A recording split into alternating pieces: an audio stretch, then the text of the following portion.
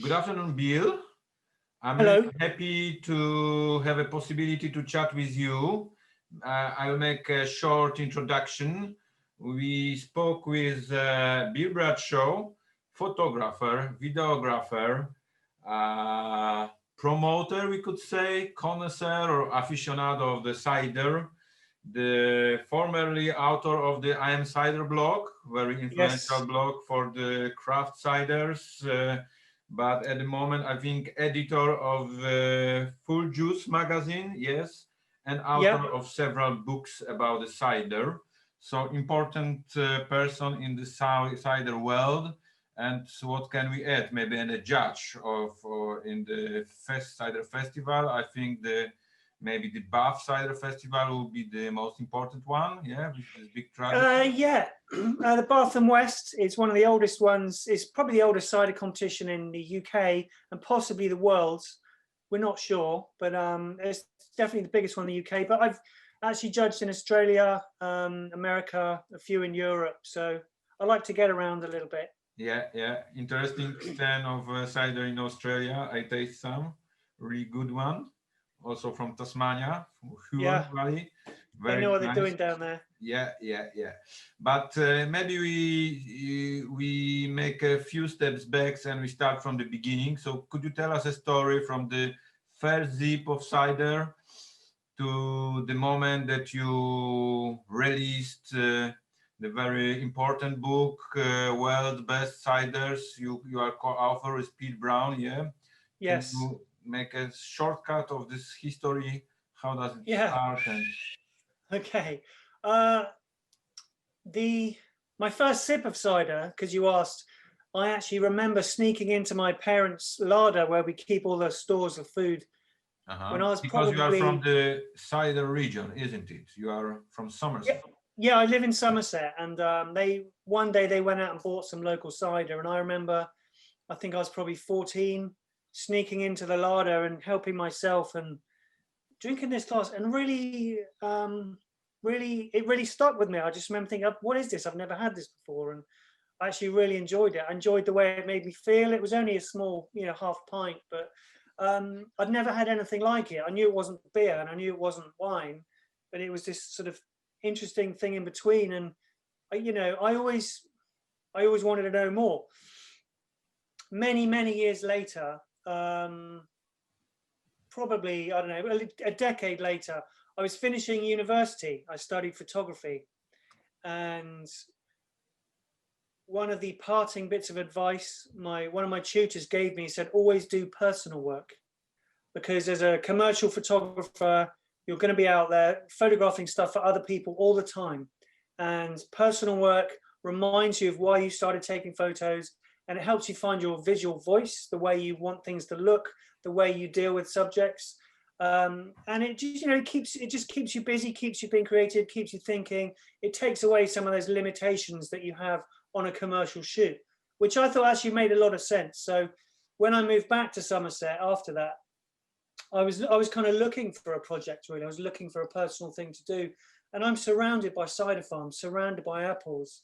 And coincidentally, an artist friend of mine said she had some money for a project where they took school children out of the classroom into the orchards, where they would learn about apples and how important cider was as an industry in Somerset. We've been growing apples here, making cider for hundreds and hundreds of years. And it was a massive part of the economy for hundreds of years. And sometimes it's gone really well, sometimes it's gone down, like any industry. But it's very strongly associated with this region. And they had money from the government to teach kids about this heritage. And because they'd been given some money, they said, Bill, we need some photos to prove that the project is real, that it exists. Can you come and take some pictures? I was like, yeah, of course. Basically, we went to some orchards, we went to some cider makers, and the kids were just alive. Their boys were throwing apples at each other. The girls were just, chatting and laughing. The class was split in two halves. One half had to do drawing and art. The other half had to do poetry. And they were trying to get the kids to tune in to what was going on, why these apples were different, why that man was using these apples, and why people buy that juice. And just basically trying to teach them about the heritage and the culture of cider in Somerset. And I just photographed it and actually loved it. And I'm not really making this shorter, I'll try. As the project went on, it finished, but I was enjoying it and I carried on. I just kept going to other cider makers, other orchards, and having a look around. And it just went more and more. And I started to, when I went to France on holiday, I would, go and visit some French cider makers, or if I went up to Wales for a photo job, I'd go and visit some Welsh cider makers, or Herefordshire, or Cornwall. And suddenly I had a lot of work, a lot of photography. And I thought I need to either stop because it's ridiculous, or I need to do something with it. So I started blogging. And from the blogging, people started saying, oh, you should go here. This is really interesting. You should go there. I like what you're doing. I had some publishing companies phone me up and say, are you interested in doing a book on cider? Ended up doing several books on cider. But one book that had never been written was a kind of a global book on cider. And whilst on holiday once, I was reading a book from Pete Brown, my co-author on World's Best Cider. And I loved it. I love the way Pete writes. It's kind of slightly, it's well crafted, but it feels quite relaxed and almost accidental sometimes. It's quite light-hearted. So we had a lot in common. And I tracked him down and said, Pete, we've got to do a book. We've got to do a book on beer. I'm a big beer fan. And I said, let's go to Belgium, do a book on beer. He said, hang on, let's do a book on cider. You've done all this cider stuff. Let's do some cider stuff. So we got to work, and it took us about 3 years to persuade a publisher to do it. But in the end, they said, yeah, let's do it. And we had sort of a few months to put this book together. And it actually proved very popular because no one had done it. And personally, I think it's time to do a second edition and update it, because it's just the problem with books are they're out of date the moment they're printed. Someone goes out of business, or trends change, fashions change, tastes change, new things happen, new legislation. So it is an ongoing thing, and I'm hoping one day we can actually get a bit more of that going, get a second edition out there. So it seems that it's a very dynamic scene. Yeah, lots of things happened. Like since new then, countries are coming, are joining the world of cider. I think what we've realized quite early on was actually a lot of people are making cider, but most people think they're the only ones doing it. You know what I mean? It's almost like a quiet industry that people don't really shout about. And as soon as I started blogging, a lot of people saying, "Oh, we make cider, and they make cider, and they make cider," and everyone started talking to everyone else. And then this kind of excitement around it grew, which suited me fine. It meant I could go and photograph more stuff and learn more, try more things, and understand different cultures of cider a bit better. And yeah, since then we've had a massive resurgence in the UK. The States has gone bananas making cider. We have a lot of existing industries in Europe, like France and Spain, that make quite a bit of cider. We drink a huge amount of cider in England, but I think also places like Poland, massive apple crop. And I know Russia being difficult. They said, right, no more, if we can't put our pipeline through Poland, then, we're not going to buy your apples. And Poland said, well, fine, then we'll make some cider, And so there's a lot of this kind of other influences, creating new markets, new desires to make stuff, which I think is fascinating. And, there's people out in Estonia making it. I was in Japan a few years ago. They're going, oh, we grow a lot of apples. We'd like to develop a bit more of a cider industry. So I think everyone is still trying to find out who's doing what, learn more, take influence. So it's quite an exciting time. Okay, you've mentioned this free country with established tradition of making cider. Yes. So yeah, it's going to be a France with Normandy and Bretagne, maybe a little bit in Southwest. England, of course, it's a Somerset, it's a free counties, a little bit in a Wales. As well, and we have, of course, Spain, which is basically north of Spain, so Asturia Yes. and Euskadi or Pays Basque. Could you tell us a little bit about this tradition and maybe the style which is behind each of these country? There are some differences between French approaching to making Right. cider and Spanish. Or So Asturian. I mean, and this is one of the things that I love about cider the most, is that all cider makers have a lot of stuff that it is common. They grow apples, right? They squash the apples, they get the juice, and they make a drink. So all cider makers have that in common. What they don't have in common is how it ends up in the glass, how it tastes. And the difference between the two places really fascinates me. In France, they do this process called keeving, which is a little bit difficult to explain, but basically it's a process by which you control the yeast, and you basically therefore can control the fermentation and stop the fermentation quite easily, allowing you as a producer to retain some of the original sugars that were in the apple in the first place. So their ciders are quite sweet and fruity.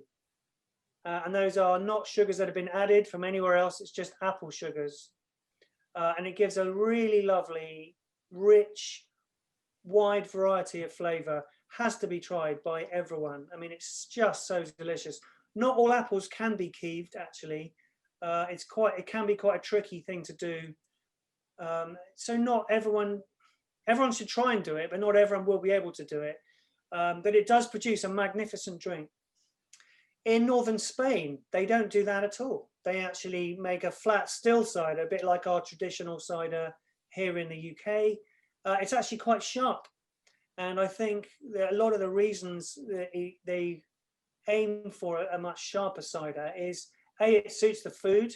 There's a lot more sort of seafood, dried meats, that kind of thing. And that sharpness really helps cut through any fattiness. But it's also quite a refreshing quality to it. And in Spain, they pour it for, I don't know if you've seen it, they pour it, they put one arm and they hold the bottle as high as they can, and the other arm is in a glass right down below, and they pour the cider and it kind of shoots down into the glass, and they're looking forward, like really cool. Like, and they just hand you the glass, and then they do it again. They go into like a zone. It's quite cool. But it's, again, quite a different style cider. Not dissimilar in some respects to some of the really traditional ciders we have here. But in the UK at the moment, we have this massive variety going on with the traditional ciders that are flat, can be quite tannic. I don't know if you know about tannins. Yeah, that's always worth talking about to people. But we also have a big industry, a massive commercial industrial cider making machine that's been going since the 70s that produces, I don't know how to describe it, kind of bland cider. It's often very clean, but it's not particularly interesting. It's easy to drink, but it's also easy to forget.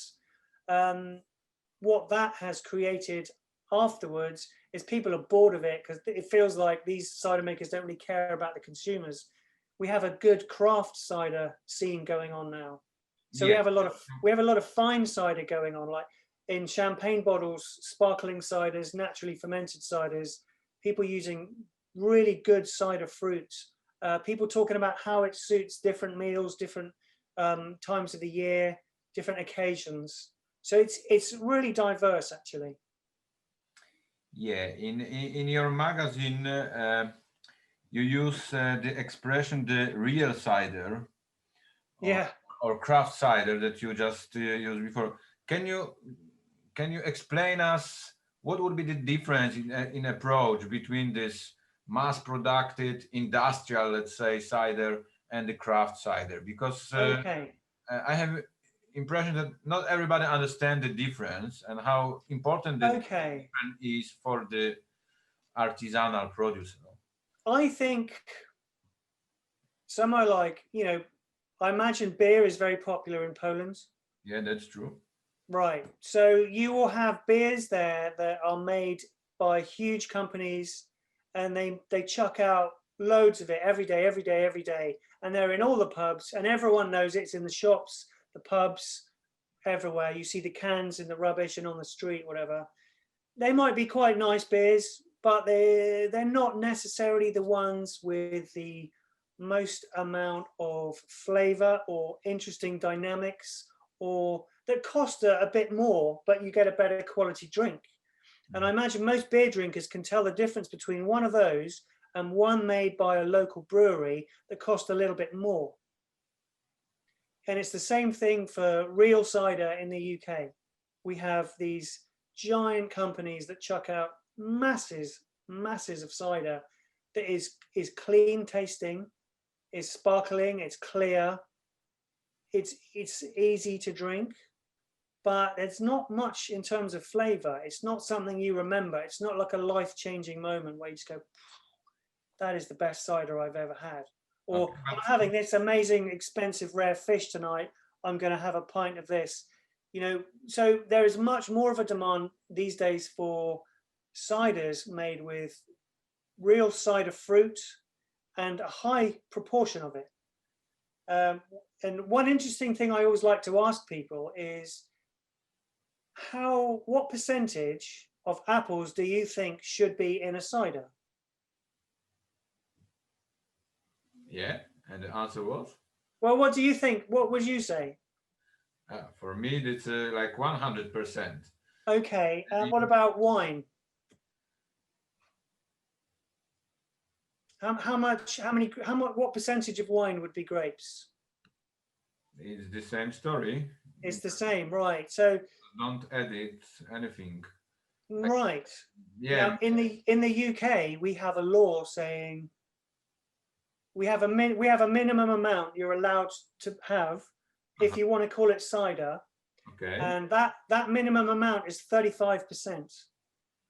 So as long as it's 35% apples, the other 65% can be sugar and water and a list of all these other things.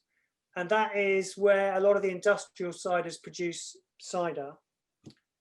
The craft producers, the real cider producers, it's much more like 100%. And you can taste the difference straight away. And that for me is the difference. Yeah, okay. So I think it's clear for now. The difference comes also from the material, from the fruits, yes, from the So these fruits you can see behind me here. These are cider apples. They don't taste like normal apples. They're quite bitter, a bit like wine grapes for winemakers. They add important ingredients called tannins, and the tannins for me should be quite apparent in a good cider. Mm-hmm. Not everywhere has tannic fruit, so it's not a hard and fast rule. But in the UK or in Europe in general, actually, a little bit of tannin goes a long way. It's a good thing to have. So maybe small explanation about the, let's say, structure of the flavor, because you mentioned tannins. Yes. You mentioned sweetness before. Yes. And I think that there will be the third compound. Yes. Acidity. Okay. Acidity is very important. Very, very important. Yeah, if you were to squash an apple, you get the juice. It has a lot of sugar in, which is the first thing we taste. We all like apple juice at breakfast, but also you'll notice quite a sharpness. That ferment that apple juice. All of the sugar it turns to alcohol, but you're still left with acidity. So it suddenly gets really sharp. And in some cases, depending on the juice, you'll be left some tannins behind, which add to some mouthfeel and sometimes some bitterness. But the three main things you need are sugar, acid, and tannins to make a great cider. And if you're missing any one of those, you're going to have to work a lot harder to make an interesting drink. Acidity is really important. Okay, so I would like to ask, because you also mentioned before about the newcomers in the world of cider. I mean, right. The new countries. Is there any history of the, like, I don't know, like in a wine world, you have the example of New Zealand, for example, from zero to hero in a very short time. Yeah. Any amazing scene now in the world? Any? Actually, I think there's probably amazing cider everywhere now. I just haven't discovered all of it, sadly, but I'll keep trying. Tasmania, we spoke about Tasmania very briefly earlier. They're producing some amazing ciders. I mean, they got all the knowledge from winemaking, but because Tasmania is much further south, it's a similar kind of climate to where I live in Somerset.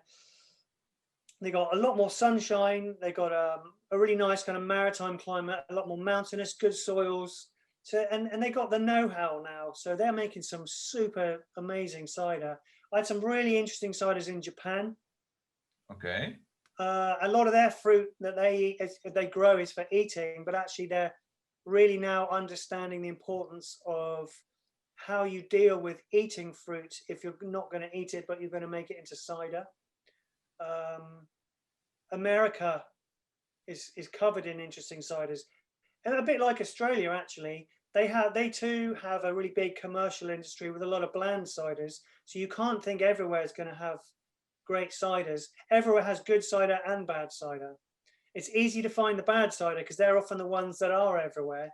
But the really good producers do exist everywhere. I know there are some in Norway, you know, Sweden, Finland, Estonia,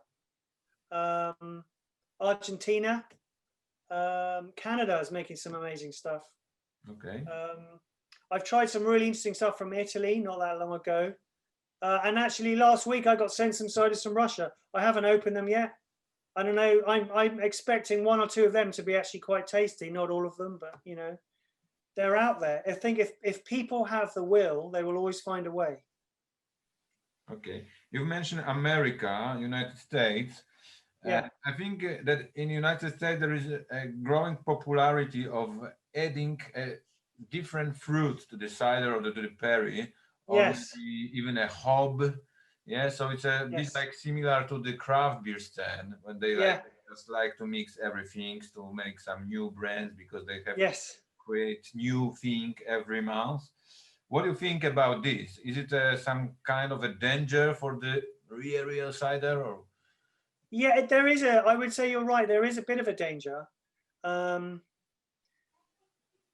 remember walking into a bar in Portland maybe 10 years ago, something like that, maybe 7 years ago, and there were about 60 ciders on the board.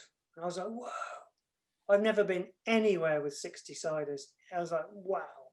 And I looked through each one on the board, and there were only, I think, 5 that were only apple. And that really surprised me. I was like, what? How can you have 60 ciders and only 5 of them are only apple?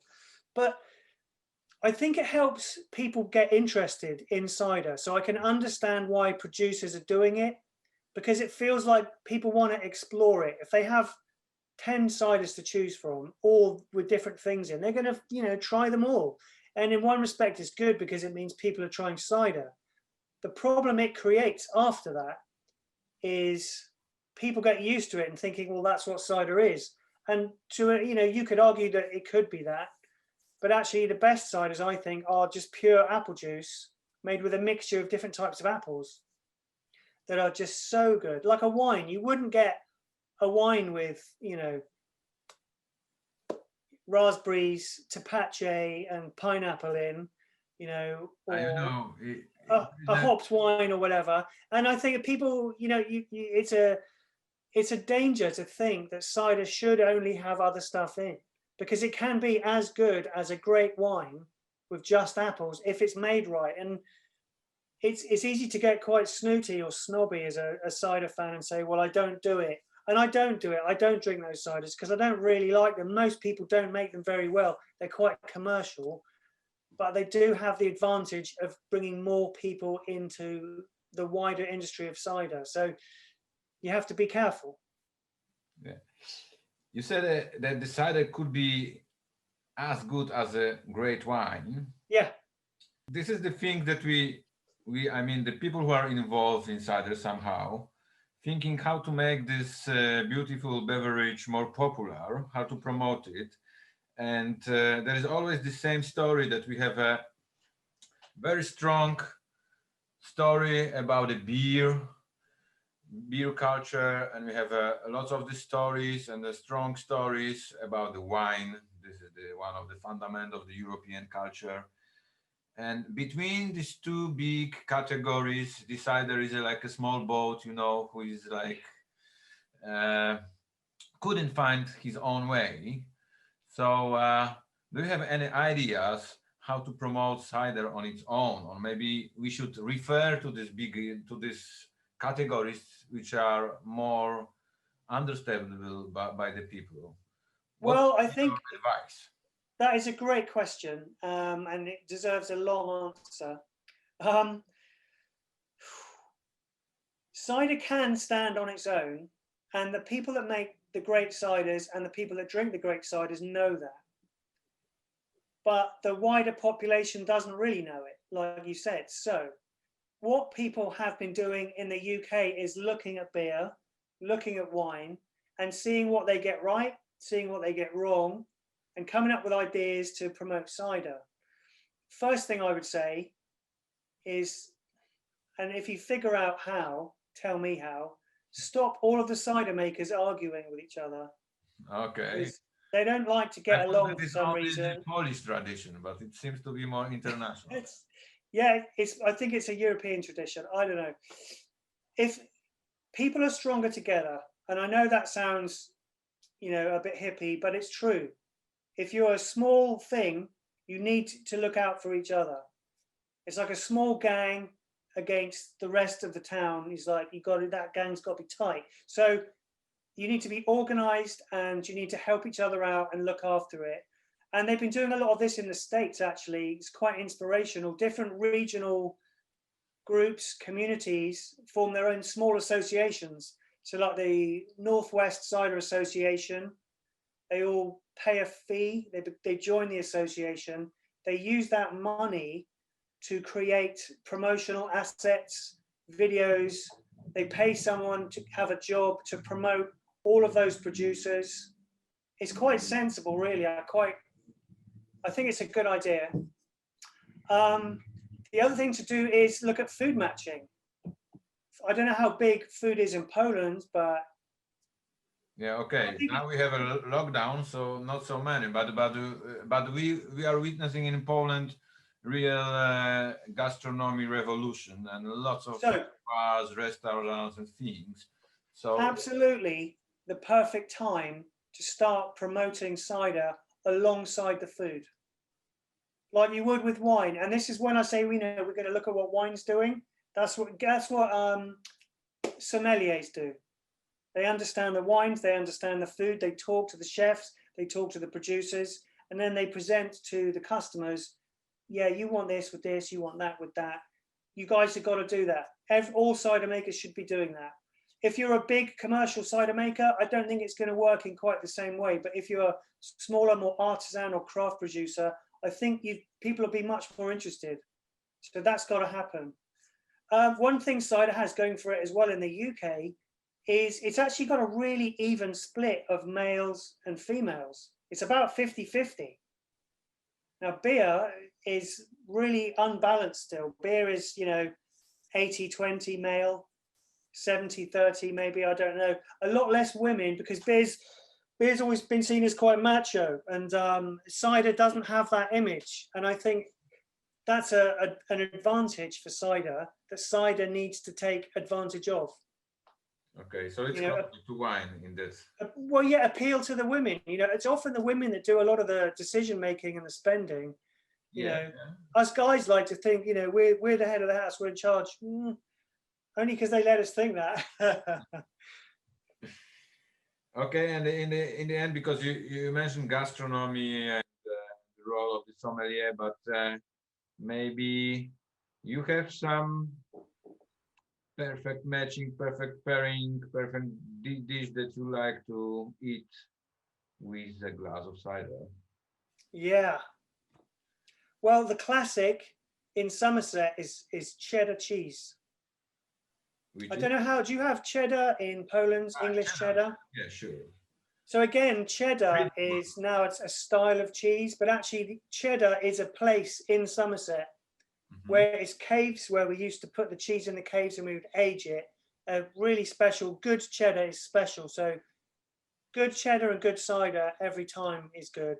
And I quite like a lot of the classics like that. Like pork goes really well, ham goes really well with cider, fish goes really well with cider. Yeah. But actually, depending on the style of the cider you're creating from the apples you're using, that can change to an awful lot of different things. Okay, Bill, thank you very much. I think we explained a little bit the world of cider, which is very fascinating. So thank you for your time. That's all right. Thank you for your time. I think I will grab some piece of cheese from the fridge and get a glass of a cider. Yes. And hope to meet you again. And I hope that you will meet fantastic Polish cider on the festivals, and we find more Polish cider in your new book. Thank you. I'm sure we will. I think there seems to be more interest from Poland than I have from a lot of other countries right now. So I hope to visit Poland. I'm waiting for the invitation when it's all safe. I can come over and try some and drink it and meet everyone. And then there'll definitely be more. There will definitely be more of it in the books. Okay. Thank you very much, and bye. Thank you.